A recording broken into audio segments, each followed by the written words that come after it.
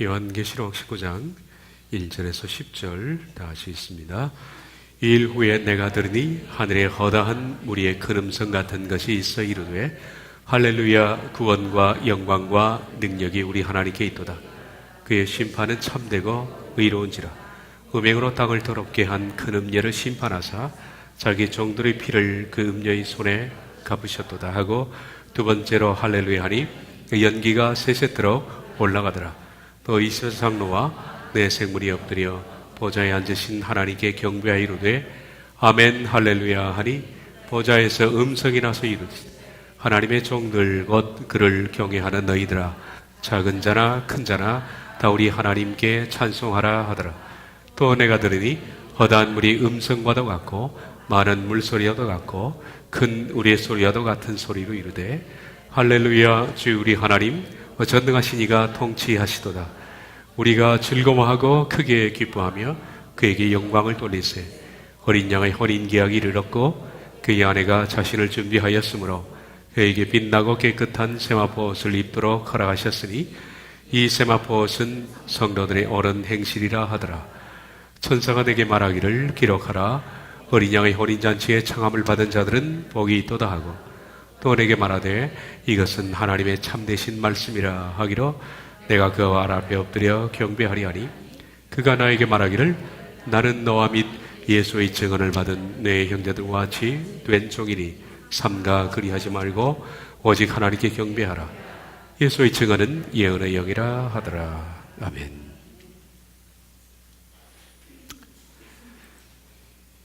이 일 후에 내가 들으니, 이 일들 후에 내가 들었다. 이 일들이라는 것은 계시록 17장, 18장의 큰 음녀와 근성 바벨론의 심판입니다. 이 심판에 대한 말씀이 끝난 뒤에 하늘나라의 소리를 듣게 된 겁니다. 이 땅에서 수많은 사람의 영혼을 약탈해왔던 종교 바벨론 음녀, 그리고 세상의 문화, 정치, 경제, 역사를 왜곡시켜온 악의 교도소, 큰성 바벨론. 우린 계시록 17장의 음녀를 로마 카톨릭으로 확신하고 큰성 바벨론을 유럽으로 생각을 하고 있습니다. 그 일 후에 요한은 하늘에서 벌어지는 일들을 보았습니다. 허다한 무리들, 거대한 군중들, 그들이 반복적으로 소리를 외쳤는데 그 소리가 너무나 장엄하고 큰 소리였습니다. 그 소리는 할렐루야, 구원과 영광과 능력이 우리 하나님께 있도다라는 소리였습니다. 이 허다한 무리는 누굴까? 그들은 순교자를 포함해서 이미 하늘로 끌어올려진 이들, 그리스도 안에서 죽은 자들, 그리고 살아있는 죄로 올려진 자들, 그리고 천사들까지 포함된 무리로 생각됩니다. 그 천사들과 모든 사람들 포함해서 그들이 외치는 소리입니다. 할렐루야. 할렐루야흐라는 소리는 여호와를 찬양하라라는 의미입니다. 근데 말씀드린 것처럼 할렐루야는 회중적 언어입니다. 회막에서 혹은 성전 예배 시에 예배하는 사람 모두가 회중 인도자를 따라서 하나님을 부르는 의식적 용어가 할렐루야입니다. 다시 말해서 이 단어는 개인적이 아니라 군중적 용어며 예배 시 사용된 용어라는 겁니다. 그래서 이 할렐루야는 구약 시편 맨 마지막 부분에 대체적으로 위치를 해뒀습니다. 그런데 이 150편과 비교되지 않는 하늘에 있는 허다한 거대한 무리들이 큰 소리로 반복적으로 외치는 장엄한 소리가 울려 퍼졌습니다. 할렐루야, 구원과 영광과 능력이 우리 하나님께 있도다. 그 구원과 그 영광과 그 능력이 우리 하나님에게 세상의 역사를 마쳤습니다. 이 세상의 역사는 참으로 파란만장했죠. 에덴 동산에서 시작된 파멸의 역사는 하나님의 분노가 악의 정점을 치달을 때까지 참아왔습니다. 그리고 마침내 터졌습니다. 역사 속에서 우리들은 선은 패배하고 악이 승리하는 것처럼 여겨질 때가 많았을 겁니다. 그래서 사람들은 오해해서 하나님은 침묵하고 계시다라고 생각도 했습니다만은 하나님은 침묵하신 것이 아니다라는 겁니다. 역사가 마치는 날 역사의 진실이 밝혀질 때 하나님께서 그 구원, 어떻게 구원을 이루어하셨고 그 영광, 어떻게 영광을 받아오셨고 그 권능을 어떻게 행해 오셨는가 하는 것들을 사람들이 발견하게 될 거, 그리고 힘차게 찬양하게 될 것입니다. 6절부터 9절을 봅니다.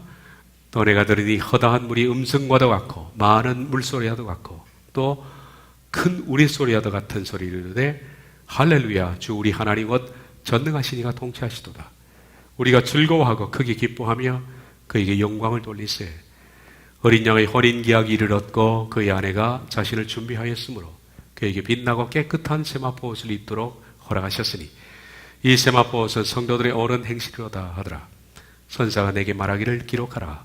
어린 양의 혼인잔치에 청함을 받는 자들은 복이 있도다 하고 또 내게 말하되 이것은 하나님의 참되신 말씀이라. 또 내가 들으니 두 번째 든 겁니다. 첫 번째 들었던 것에 의해서 뒤에 요한은 두 번째로 하나님의 나라에서 소리를 듣습니다.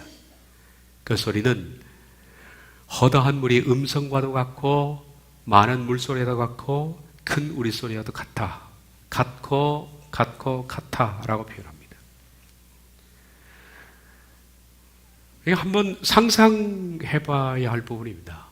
큰 허다한 무리들의 음성.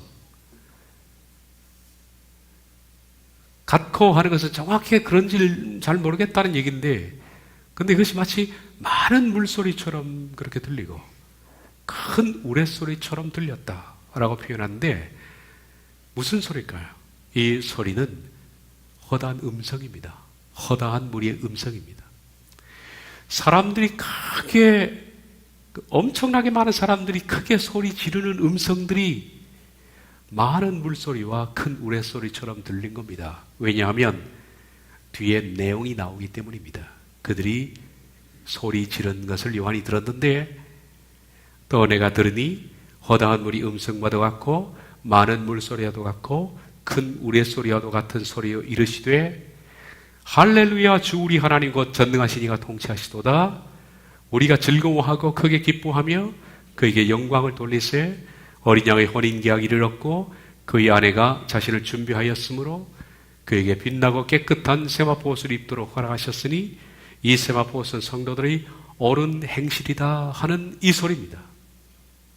요한이 들었던 소리는 이 소리인데 이 소리를 워낙 많은 사람들이 동시에 크게 외치니까 무슨 소리처럼 들렸냐면 거대한 물줄기가 쏟아져 나오는 소리, 그리고 마치 천둥 소리, 이해가 될 겁니다. 천둥처럼 들렸다.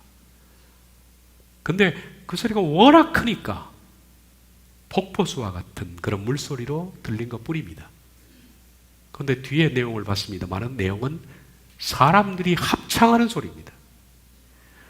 거대한 무리들이 합창하시되, 말씀드린 것처럼 거대한 무리는 순교자들, 그리고 그리스도 안에서 죽은 자들, 살아서 하나님을 맞은 사람들, 그리고 수많은 천군 천사들, 7명, 그리고 하나님 보좌의 우편에 있는 사람들, 이 모든 이들이 함께 큰 소리로 할렐루야 주 우리 하나님 곧 전능하신 이가 통치하시도다. 우리가 즐거워하고 크게 기뻐하세 라고 하면서 여기 있는 내용들, 이걸 똑같은 소리로 크게 외치니까 이 허다한 무리들의 음성이 마치 거대한 물소리처럼 들렸고 큰 우레소리와도 같았다. 그런 뜻입니다. 워낙 장엄해서 그랬겠죠. 워낙 소리가 크고 워낙 장엄해서. 우리가 성경을 봉독할 때도 소리가 장엄하면 참 좋겠습니다. 대체적으로 작죠. 장엄하게. 하나님의 말씀을 읽을 때나, 유대인들은 회당에서 하나님 말씀을 읽을 때 크게 하거든요. 소리를 내서. 이 무리들의 합창 소리가 장엄할 때 아마 우리가 그 장엄함 속에 느껴봤는지 모르겠습니다만은 대단한 은혜를 느낍니다.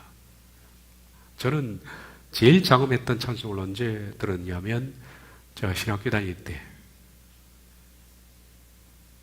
제가 그때 양지 캠퍼스에서 신대원을 다녔을 텐데 그때 1년에 한 번 부활절 날 학생들 채플 시간이에요. 100명도 하고 200명도 하고 자기 원하는 사람 모든 사람들이 100인 찬송 혹은 200명 찬송, 그래서 핸델의 할렐루야를 찬송하게 되어 있습니다. 그 전도사들이 일어서서 찬송을 하는데 저는 그때 찬양들을 지원하지는 않았습니다. 2층에 앉아 있는데 부활절이었습니다. 채플 시간에 100명 정도가 일어나서 100인 찬송을 부르는데 왕이 그 할렐루야를 듣다가 벌떡 일어났다고 그러잖아요. 저는 일어날 생각은 없었습니다만 100명의 남성이 부르는데 나도 모르게 일어나더라고. 그게 그 장엄한 소리 말입니다. 아, 찬송이 잘하고 못하고를 떠나서 이렇게 장엄해야 되겠구나, 그걸 느꼈습니다. 여러분도 성경을 봉독할 때나 그렇게 좀 장엄하게 찬송을 했으면 좋겠다 하는 생각이 드네요. 얼마나 허다한 무리들이 크게 소리를 위와 같은 내용으로 질렀느냐 하면 많은 물소리와도 같고 큰 천둥과 같은 그렇게 소리가 들릴 정도로 열정을 다해서 하나님을 찬양한 겁니다. 말씀드린 것처럼 허다한 무리들은 천사를 포함해서 들림받은 사람들, 순교자들입니다. 그들의 소리가 워낙 합창 소리가 너무 크고 장엄해서 그렇게 들렸던 것으로 생각됩니다.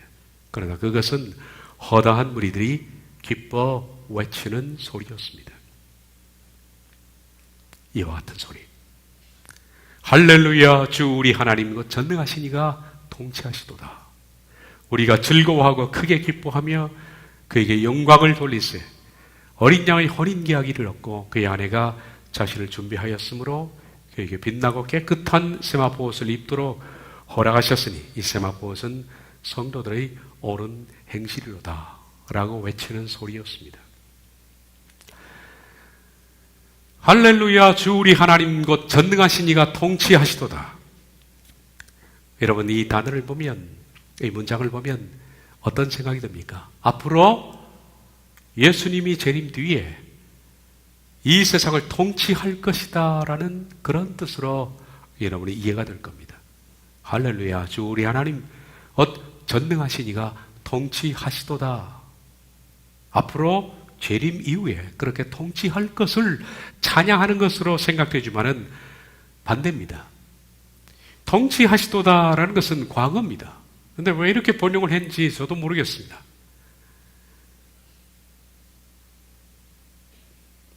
에바슐리션, 이것은 부정과거인데 부정과거라는 것은 과거에 발생했던 동사가 과거로 끝난 상태입니다. 그러니까 단회적인 거죠. 단회적인. 딱 한 번의 동사가 한 번으로 끝난 상황이에요. 그러니까 통치가 끝났다라는 얘기입니다. 통치할 것이 아니라 통치가 끝났음에 대한 찬양이다.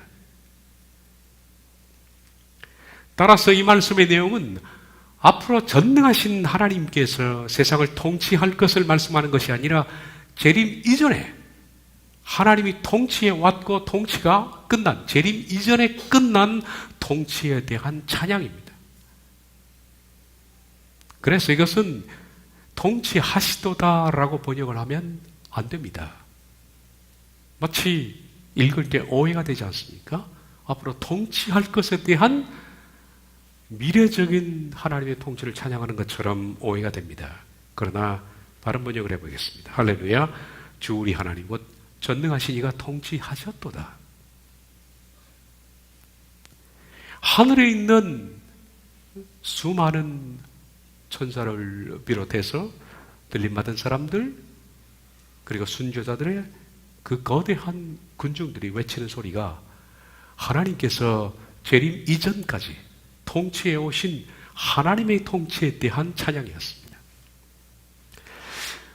제가 봐도 대다수 해석가들은 아마 이 문장에서 재림 이후 전능하신 하나님의 통치를 찬양하는 것으로 그렇게 주석을 해놨습니다만은, 그러나 이것은 과거형입니다. 에마실루션, 이걸 부정과거형입니다. 에가 붙어 있거든요. 에는 과거예요. 영어로 말하면 동사 뒤에 ed가 붙은 겁니다. ed는 과거형입니다. ed와 똑같은 것이 헬라어의 문장 앞에 붙는 것인데 에입니다. 그러면 끝난 거예요. 과거형이. 그러므로 에바실루션은 과거인데 NIV나 KJV는 이것을 애매모호하게 현재형으로 번역하고 있다. 띄워보십시오. Lord God Almighty reigns. reign이 통치하다라는 뜻이죠. 밑에 KJV도 reigns라고 번역합니다. 현재형입니다. 그러나 정확한 번역은 reigned가 맞습니다. reigned. 통치하셨다. 왜 이렇게 번역을 했을까라고 저도 생각을 해봤습니다만은, 그것은 개념에 대한 이해가 부족해서 그렇지 않았을까라는 생각을 해봅니다. 아마 번역자들의 고민은 지금 하늘에 있는 허다한 군중들이 예수 그리스도의 재림 이전에 하나님의 통치를 찬양하는 것이 뭔가 석연치 않다라고 생각했던 것 같다라고 생각합니다. 어떻게 이 불의하고 엉망진창인 세상, 우리가 보기에 이런 세상을 하나님이 통치했다라고 찬양할 수 있을까? 악이 득세하고 선이 패배하고, 그리고 하나님의 공의가 나타나지 않는 것 같은 이 세상을 어떻게 하늘에 있는 사람들이 하나님이 이런 세상을 통치했다라고 찬양할 수 있을까라는 그 생각을 먼저 전제로 갖고 있었기 때문에 번역가들이 이것을 애매모호하게 미래도 아니고 현재형으로 그렇게 번역을 한 것이 아닌가, 저는 그들의 입장에서 그렇게 고민을 한번 해봤습니다. 전능하신 하나님의 통치, 하나님이 통치하시도다 한다면 적어도 예수님의 재림 이후에 시작될 천년왕국, 그리고 천년기 이후에 하늘에서 내려올 하나님의 나라, 그 통치에 대한 찬양이 합당하지 않을까라는 그들 생각입니다. 근데 성경 번역이라는 것은 있는 그대로 해야지 자기 생각을 집어넣으니까 이렇게 번역의 엉망이 나오는 겁니다. 제가 아침에 봤던 그 부분입니다. 엘리야에 대한 거. 있는 그대로 번역하는 것이 최고의 번역인데 그걸 자기 생각으로 약간 비틀면 성경은 하나님 말씀이 아니라 자기 생각이 되는 거지.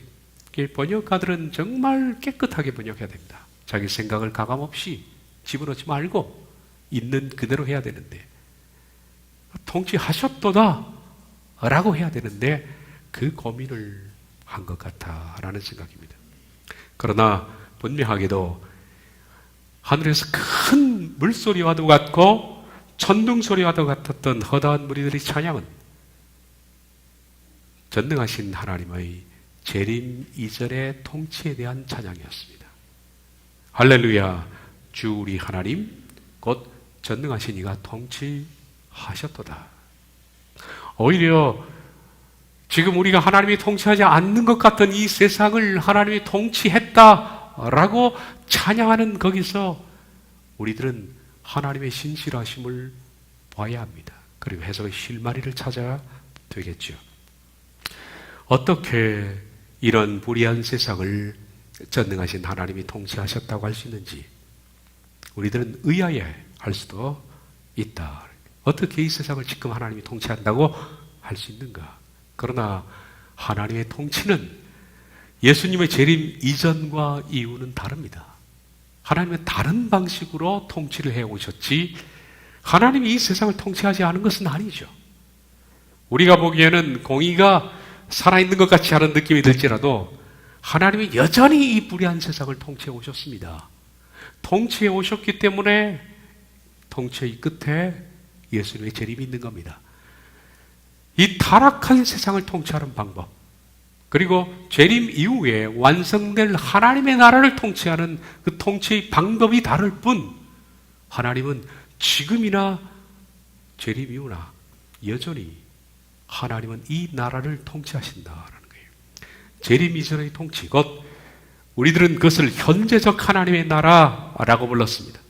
재림 이전의 통치 때는 거기는 불의가 있고 사악함이 있고 신성모독이 있고 악이 있고 마치 이 세상의 주권자가 사탄인 것처럼 하나님의 공의는 드러나지 않는 것처럼 선은 핍박받고 악은 횡행하는 것 같은 이 모순과 불의로 가득 찬 세상, 이걸 우리들은 뭐라고 부르냐면 현재적 하나님의 나라라고 불렀습니다.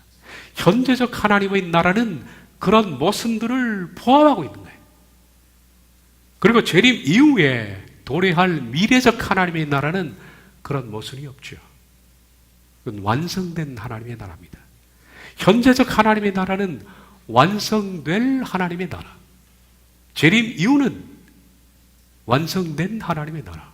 그러나 완성될 하나님의 나라도 여전히 하나님의 통치 속에 있다는 것을 알아야 하는데, 우리 마태복음 13장의 강의를 통해서 제가 오래전에 하나님의 나라의 비유라는 비유로 설교한 적이 있습니다. 마태복음 13장에 우리는 충분히 현재적 하나님의 불의와 모순에 대해서도 말씀을 해왔었습니다. 예수님께서는 거기서 비유로 말씀하셨죠. 현재적 하나님의 나라는 4가지 밭에 떨어진, 거기서 4분의 1이 반응하는 하나님의 나라로 시작된다라고 했습니다. 하나님의 나라는 씨를 뿌리는 자가 나가서 씨를 뿌리는 것과 똑같아. 무작위로 씨를 뿌립니다. 어떤 밭의 상태는 이미 결정되어 있는 겁니다. 그냥 뿌리는 겁니다. 땅을 파고 돌을 제거하고 뿌리는 것이 아니라 그냥 뿌리는 겁니다. 그런데 그 가운데 좋은 땅은 4분의 1밖에 되지 않고 4분의 3 절대적인 나머지 밭들은 반응하지 않습니다.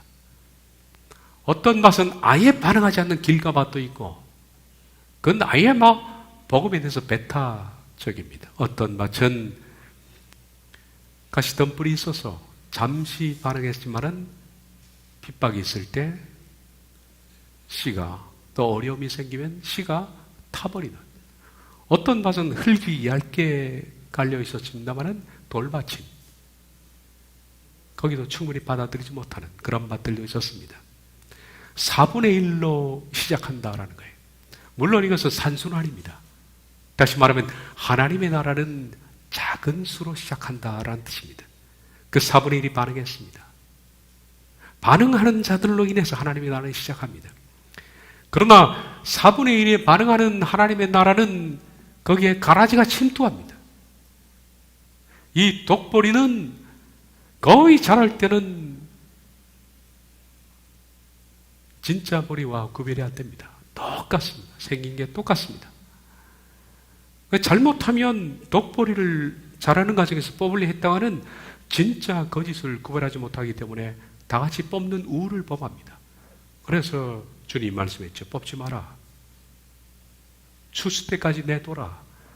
추수가 되면 알곡은 머리를 숙이는데 독보리는 머리를 절대 안 숙여요. 꼿꼿이 서는 거예요. 그게 특징입니다. 추수가 될 때까지는, 추수 시기가 될 때까지는 뭐가 알곡이고 뭐가 독보리인지 전혀 구별이 되지 않습니다만은 추수 때가 되면 독보리는 머리를 꼿꼿하게 됩니다. 그러면 알곡을 남겨두고 독보리를 제거하는 건 쉽습니다. 머리가 튀어나온 것만 잘라내면 됩니다. 그렇게 해서 추수가 되는. 그런데 현재적 하나님의 나라는 가라지가 들어오는 겁니다. 독보리가 생기는 겁니다. 거의 성도인 것 같지만은 아닌, 변화된 것 같지만은 아닌 이 가라지가 침투해 있는, 그리고 그런 불의와 모순 속에 있는 이 공동체는 겨자씨와 누룩에 비유해서 현혹에 직면할 수가 있다. 그때 그 비유의 설교를 들으신 분들은 기억할 겁니다. 겨자씨는 결코 식물이 아닙니다. 겨자씨는 나무가 아닙니다.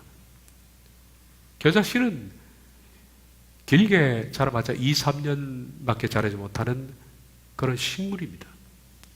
그러면 이 식물은 결코 나무가 될 수 없는데 이 겨자는 커서 나무가 되었습니다. 하나님의 나라는 이 세상에서 식물로 존재해야 합니다. 잠시 있다가 사라지는 겁니다. 유한하지 않습니다. 교회도 영원하지 않습니다. 잠시 있다가 떠나는 나그네입니다. 그러므로 이것은 단연초 내지는 1년초 식물에 불과합니다. 그런데 식물에 불과한 겨자가 나무가 돼요. 나물보다 커서 나무가 돼. 나무가 되니까 각종 새들이 나무에 침투하게 됩니다. 새는 마귀라고 예수님께서 말씀했습니다. 이것은 교회가 외형적으로 커짐으로써 교회 속에 침투하는 악한 마귀들을 말하는 것이고, 누룩은 그 속에 교리적인 부패입니다. 성경을 해석하는 것이 부패하고, 그렇게 해서 하나님의 나라가 확장되는 것이 아니라 겨자씨와 누룩 비유로 말미암아 하나님의 나라는 속에서부터 부패한다는 겁니다. 그렇게 부패에 직면하지만은 그 가운데 하나님의 나라를 결사적으로 붙드는 소수의 백성들이 있습니다.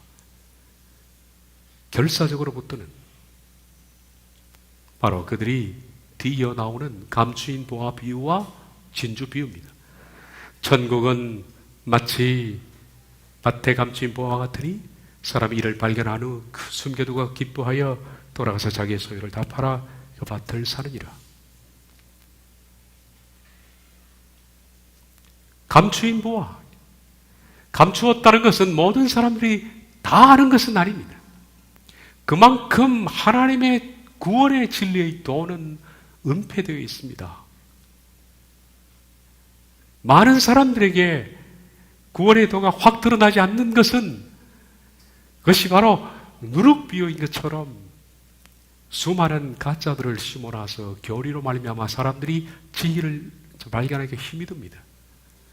칼빈주의 교리가 진짜인 줄 알고, 그리고 잘못된 교리가 진짜인 줄 알고, 그래서 진리가 감추일 수밖에 없는, 그러나 소수지만은 감추인 보화를 발견한 사람은 전적으로 자기의 모든 재산을 털어서라도 그 밭을 살 만큼 전폭적으로 붙드는, 하나님의 나라는 이처럼 작게 시작해서 소수의 사람들이 결사적으로 붙드는, 그러나 밖으로 볼 때는 외형적으로나 교리적으로 부패해 있는,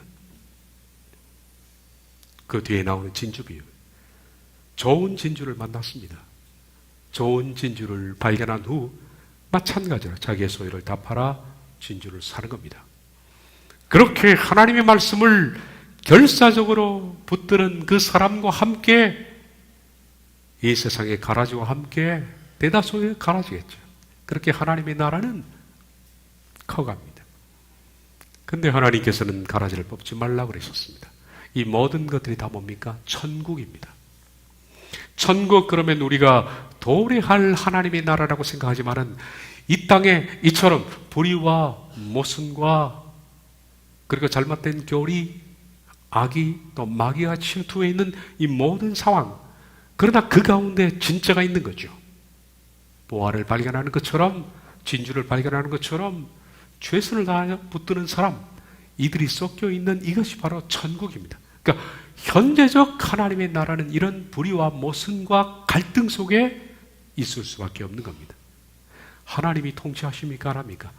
하십니다. 누구에게? 반응하는 소수에게. 때가 되면 불의의 때가 도래합니다. 또 천국은 마치 바다에 치고 각종 물고기를 모는 그물과 같으니 그물에 가득함에 물가로 끌어내고 앉아서 좋은 것은 그릇에 담고 못된 것은 내버리느니라. 세상 끝에도 이러하리라. 천사들이 와서 의인 중에서 악인을 갈라내어 풀무불에 던져 넣으리니 거기서 울며 이를 갈리라. 마침내 마지막 시간이 도래하는 겁니다. 하나님께서 그물을 끌어올리니까 거기에 못된 고기가 있고 그리고 좋은 고기가 있는 겁니다. 그것을 분리하는 때가 온다. 세상 끝에도 이러할 것이다. 의인과 악인이 뒤섞여 있지만은 이들을 함께 끌어내요. 곤란해서 악인은 풀무불에 던져 넣을 것이다. 현재적 하나님의 나라를 설명하는 겁니다. 마태복음 13장에 나와 있는 예수님의 해변 설교는 이처럼 하나님의 나라의 시작부터 하나님의 나라의 완성, 이 현재적 하나님의 나라인데 현재적 하나님의 나라의 시작부터 완성까지를 설명하는 하나님의 나라입니다. 이 현재적 하나님의 나라를 하나님께서 방임해 뒀을까요? 우리가 보기에는 왜 하나님께서 가라지를 그냥 두신지 몰라요. 왜 누룩을 방치하는지 모르겠습니다. 그리고 왜 하나님께서는 내버려 두는지 모르겠어요. 왜 가라지를 뽑지 않을까요? 왜 악인을 하나님께서는 그냥 두시는 것 같을까요? 왜 세상은 또 어떻습니까? 왜 하나님은 공의를 심판하지 않는 것 같아요? 왜 내버려 두십니까? 왜 선이 핍박을 받습니까? 근데 하나님 침묵하는 것 같습니다. 그러나 이 모든 것이 다 통칭해서 하나님의 현재적 나라입니다. 이 현재적 나라는 하나님이 통치하고 있는 나라입니다. 미래적 하나님의 나라만 통치하는 것이 아니라 하나님의 나라도 우리가 오해할 뿐 지금까지 통치해 오셨고 통치하고 있다. 우리가 보기에는 하나님은 저기 계시면서 말씀하지 않는 것 같이 보이지만은 하나님은 이 불의한 세상 가운데서도 여전히 통치를 해 오셨다는 것을 잊지 말아야 합니다. 재림 이전까지 통치해 오셨던 하나님의 통치는 예수님의 재림 전에 마땅히 찬양받아야 옳습니다. 할렐루야. 주 우리 하나님 곧 전능하신 이가 통치하셨도다. 지금 저희 교회도 하나님이 통치해 오셨고 통치하고 있는 중이며 앞으로도 재림 때까지 통치를 계속할 겁니다. 그럼에도 불구하고 우리 교회 안에는 가라지도 있고 그리고 못된 고기도 여전히 있을 수가 있습니다. 우리 역시 불의한 세상에서 부당한 대우를 받기도 하고 진리로 인해서 핍박을 받거나 모순된 일, 황당한 일을 겪기도 하지만은 우리는 잊지 말아야 할 것은 이런 상황 속에서도 여전히 하나님께서는 전능하신 분으로서 우리를 통치해 나가신다는 것을 잊으면 안 됩니다. 요한은 재림 이전의 통치에 대한 찬양,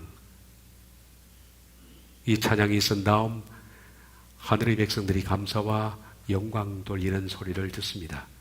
또 내가 들으니 허다한 무리의 음성과도 같고 많은 물소리와도 같고 큰 우레소리와도 같은 소리를 이르되 할렐루야 주 우리 하나님 곧 전능하신 이가 통치하셨도다. 우리가 즐거워하고 크게 기뻐하며 그에게 영광을 돌리세요. 어린 양의 혼인계약을 이뤘고 그의 아내가 자신을 준비하였으므로 그에게 빛나고 깨끗한 세마포옷을 입도록 허락하셨으니 이 세마포옷은 성도들의 옳은 행실로다. 어린 양의 혼인계약을 이뤘다. 어린 양 예수님의 결혼식이 다가왔습니다. 말씀드렸던 것처럼 예수님의 결혼식이라는 것은 우리 이방 교회만 가지고서 결혼하는 것이 아니라 온전한 그리스도의 결혼식은 이방인 교회와 유대인으로 이루어지는 전 우주적인 교회입니다. 이방인 사람들과 유대인들이 구원받은 백성들로 인해서 이루어지는 우주적인 교회, 그 교회를 예수님과 함께 결혼을 합니다. 바울은 이것을 로마서 11장에서 신비라고 불렀습니다. 신비. 11장 25절, 26절 이 신비는 이방인의 충만한 수가 들어오기까지 이스라엘의 덜어는 우둔하게 된 것이라. 하나님께서는 먼저 이방 교회의 충만한 수를 채우신 다음 이스라엘을 구원하는데 이스라엘은 이방인의 충만한 수가 채워질 때까지 그들은 우둔하게 된 상태로 남아있는 겁니다. 하나님의 구원의 방식은 먼저 이방인을 구원하시고 다음 유대인을 마지막으로 구원하셔서 이 둘로 하나님의 나라를 완성하시겠다는 겁니다.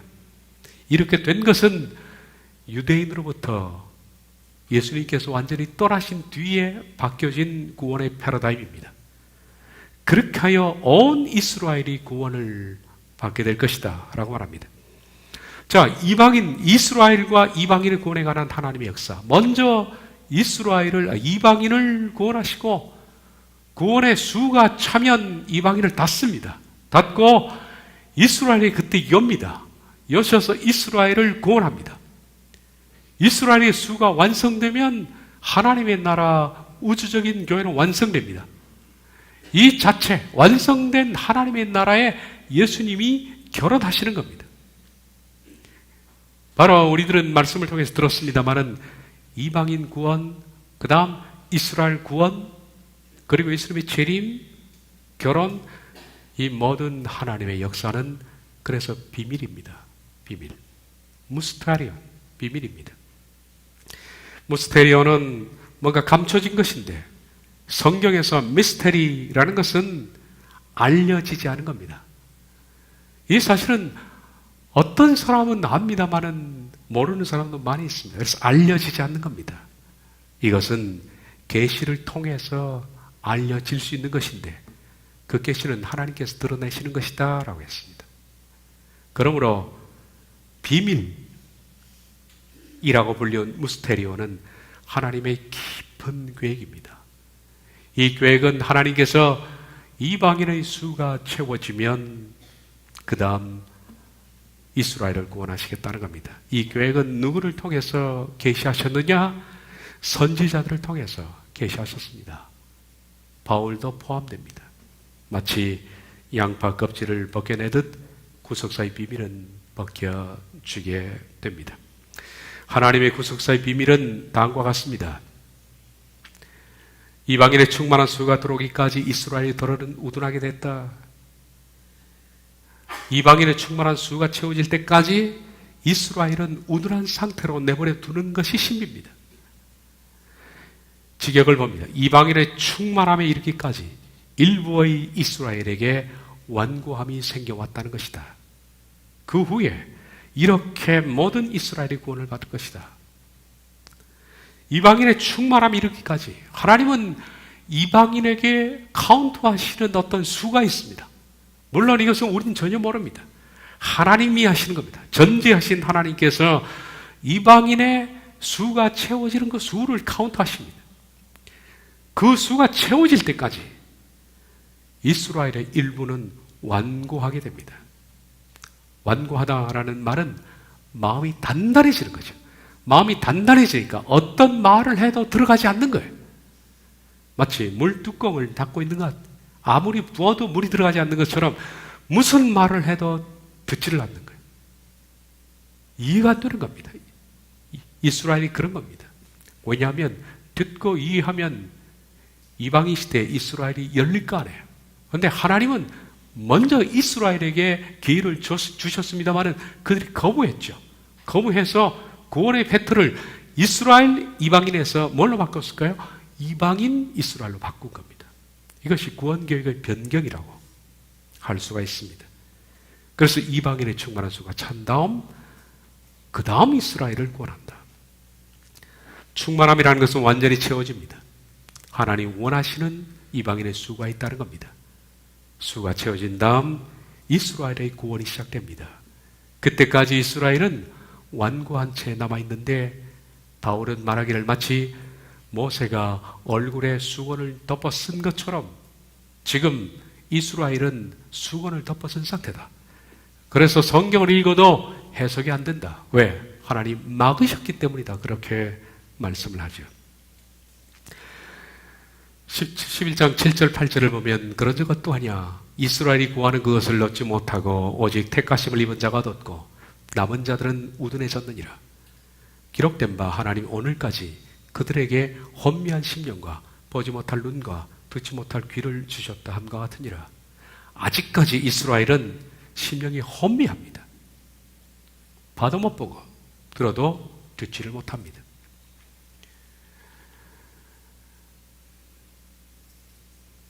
그들의 심령이 완고하게 됐다라는 이 완고라는 단어가 포러스가 대리석입니다. 대리석처럼 된 겁니다.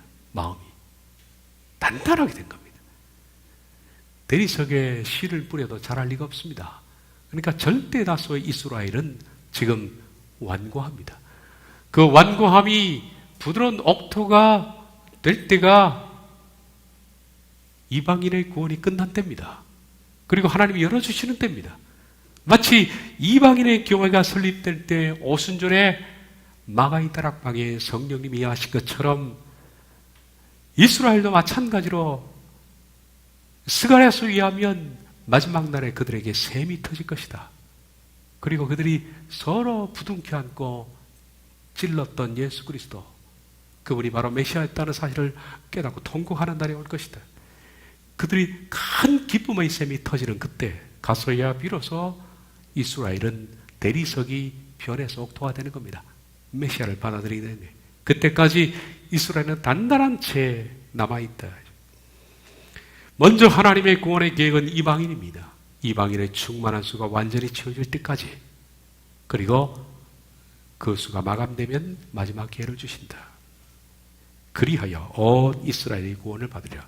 그 후에 이런 식으로 이렇게 모든 이스라엘이 구원을 받을 것이다. 이렇게는 뭘까요? 보십시오. 먼저 하나님께서는 이방인을 구원할 때까지, 충만한 수가 들어올 때까지 이스라엘을 대리석처럼 단단하게 했습니다. 그리고 수가 채워지면 이스라엘에게 부드러운 마음을 주사 그들이 메시아를 받아들이게 합니다.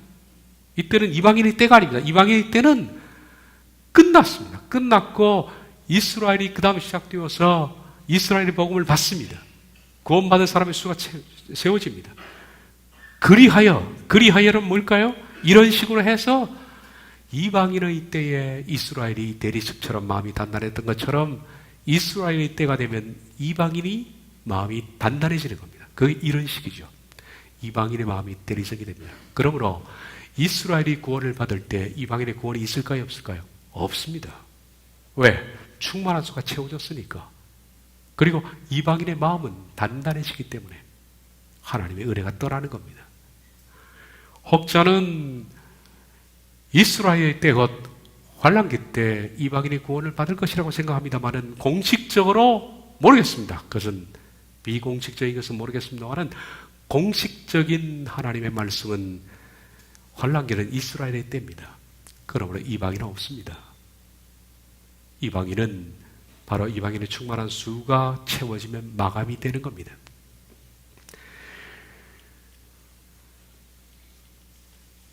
바울은 9월이 이방인의 충만한 수가 찬 후에 이스라엘에게 기회가 부여될 것이며 그때까지 이스라엘은 우둔하게 된다. 이런 방식은 마찬가지로 바꾸어서 이제는 이스라엘이 받고 이방인이 우둔하게 되는, 대리석되는 그때가 됩니다. 휴거 논쟁은 끝이 없습니다. 공중들림, 어떤 사람은 환란 전, 어떤 사람은 중기, 어떤 사람은 여러 번 있을 것이다, 서너 번 이렇게 말하는 사람도 있고, 어떤 사람은 환란 후 이렇게 말하는 사람이 있습니다. 솔직히 저도 모릅니다. 왜냐하면 때와 시기에 대해서는 말씀한 적이 없기 때문에. 분명한 것은 하나님이 이방인을 공중으로 끌어올린다는 것은 성경에 분명합니다만은 그것이 환란 전후와 중간과 여러 번 있을 것이다 라는 사실에 대해서는 성경이 침묵하고 있습니다. 따라서 공중 들림에 대해서는 이 문제 가지고 논쟁하지 말아야 할 것입니다. 이것도 비밀이겠죠. 이것은 시간이 지나면 확연히 드러날 것입니다. 먼저 이것 가지고 논쟁이나 다툼하는 것은 어리석다라는 겁니다. 하나님이 어떻게 하실지 모르죠. 정말 환란 전에, 시작되기 전에 그의 백성들을 마감해서 끌어갈지, 아니면 중기에 끌어갈지, 아니면 끝까지 통과해서 끌어올려서 공중에서 만나서 같이 내려올 건지. 제가 좀 약간 우스운 얘기를 했습니다만, 만나서 내려올 거 왜 올라가느냐 그렇게 했습니다만은 정말 올라가서 만나서 바로 내려올지 우린 아무도 모릅니다. 그 점에 대해서는. 저는 강팍하게 뭐가 옳고 환란 통과서를 주장하는 사람들이 어리석고 악하고 이런 얘기를 전혀 할 필요가 못 됩니다. 왜냐하면 하나님은 어떻게 할지 모르기 때문에. 그러므로 우리들은 어떤 지식이 옳은지 모르기 때문에 겸손하고 상대방의 의견에 대해서 존중할 필요가 있다. 논쟁하고 방어할 시간에 차라리 겸손하게 살아가는 것이 있다면 그것이 옳지 않겠냐라는 겁니다. 그러나 개인적인 견해는 이런 식으로 그 후에 라는 말씀을 볼 때 하나님께서는 먼저 이스라엘을 구원하기 전 이방인을 종료하실 것이다 라고 생각합니다. 이방인의 충만한 수가 종료된다는 것은 무엇을 말할까요? 종료된 다음 더 이상 이방인은 구원이 없어요. 그러면 이방인을 종료시키고 이 땅에 환난 가운데 내버려 두실 것인가? 별로 의미가 없는 것입니다. 바로 그들을 끌어올리지 않을까라고 해서 개인적인 견해는 그것이 중기가 됐든 초기가 됐든 간에 분명히 환난과 더불어서 하나님께서는 충만한 수가 채워진 이방인을 끌어올릴 것이다 라고 생각을 합니다. 더 이상 구원의 여지가 없는 이방인을 이 땅에 내버려 두실 필요가 없을 것 같습니다. 어린 양 예수 그리스도의 결혼식, 이것은 재림 때 하늘에서 같이 내려오는 이방인들, 먼저 올라갔다가 같이 내려오는 이방인, 그리고 이 땅에서 재림을 맞는 유대인들, 그들이 결합할 때 바로 그때가 어린 양의 혼인잔치고 우주적인 교회가 완성되는 겁니다. 기도하겠습니다.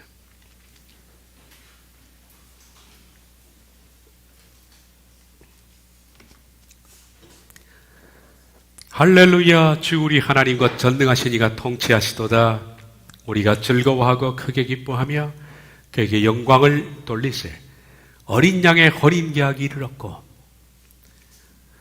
주님이 찬양 받으시기에 합당하십니다.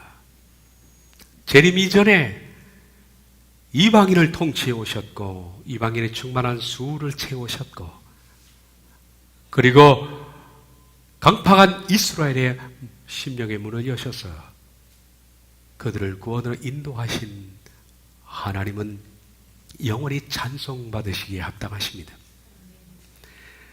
어린 양 예수님께서 이방인과 유대인들의 결합으로 우주적 교회를 완성할 때 우리가 그 교회에 성도로 참여하게 하옵소서.